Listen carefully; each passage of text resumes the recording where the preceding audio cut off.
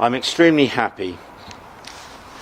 This is February the 23rd and there are 20 balls of frog spawn clutches bearing about 400 eggs.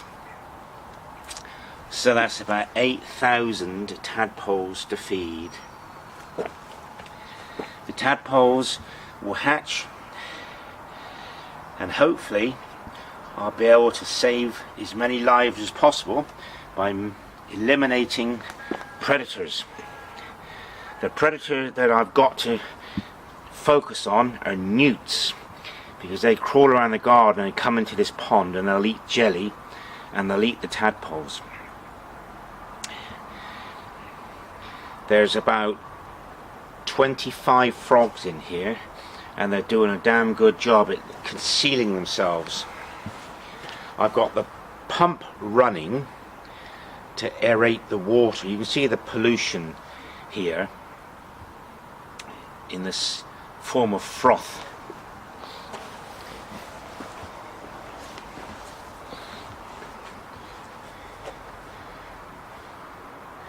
So that's the length of the pond. It's rectangular, it's about 12 inches deep, about 10 feet long, and I can hear frogs croaking from 8 o'clock at night, 4 o'clock in the morning, in the hours of darkness.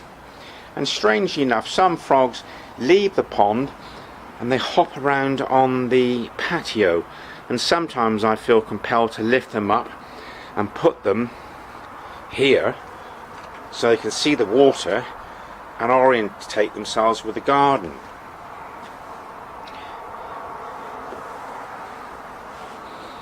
I've got some objects in the pond to act as egg-laying platforms, such as weed, artificial coral, and I've got a semicircular tube that resembles a tree trunk. The frogs can hide underneath the stone which houses the pump, and I've got as much weed in as I can so they can hide under the weed, use the weed as an egg-laying platform. The water has got very clear visibility. What will happen is, when all the frogs have laid their eggs, they'll vanish and I'll be left with just frog spawn. At that moment I'll put a plastic siphon tube into the pump where the water is coming out of the stone, and I'll take 90% of the water out. Then I'll replenish it with clean rainwater, so when the tadpoles hatch they'll be in clean water which will be devoid of a lot of waste products. There was one frog that turned up in this pond, the first to visit the garden this year, late January. This is my original pond which I have purely for newts. I've just seen one newt slither away. There's one newt down there in the corner on the left of the picture. One viewer from the YouTube Society asked me to do a video on newts, but they're very hard to do. It's like doing frogs. Can't really do them at night because it's too dark, and not all of them want to pose for the camera. They're a little bit sensitive to my presence. I've seen one or two frogs in this rock pool which is just water and a pump. There was a big clutch of frog spawn laid here on February the 20th. So some frogs turn up in here on their own and I move them into the pond.